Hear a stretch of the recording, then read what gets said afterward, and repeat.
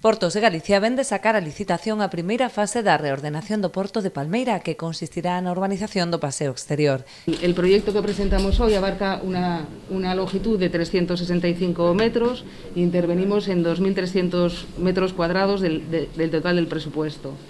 El presupuesto base de licitación es de 748.000 euros y el plazo de ejecución de la obra es de 8 meses. Este proyecto ya está en licitación, se licitó el pasado 25 de febrero y termina el plazo para presentar las ofertas el 17 de marzo.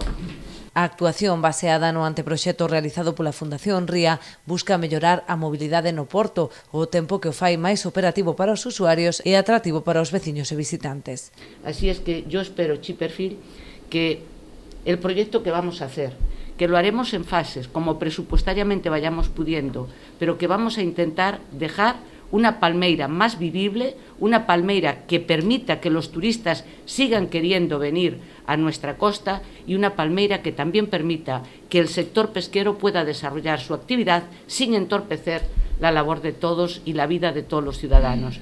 Ademais da reordenación portuaria, o anteproxecto da Fundación Ría propón actuacións noutros puntos de Palmeira, como na estrada AC305, o seu paso pola localidade.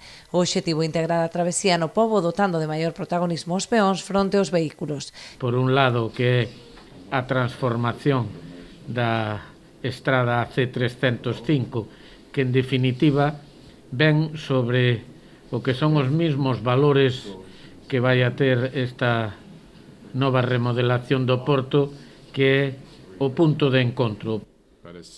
Pero como ciudadanos también tenemos la responsabilidad de ser peatones a la vez que conductores. Así que creo que el proyecto que estamos presentando da una recompensa inmediata porque mejora la imagen y la situación del espacio público.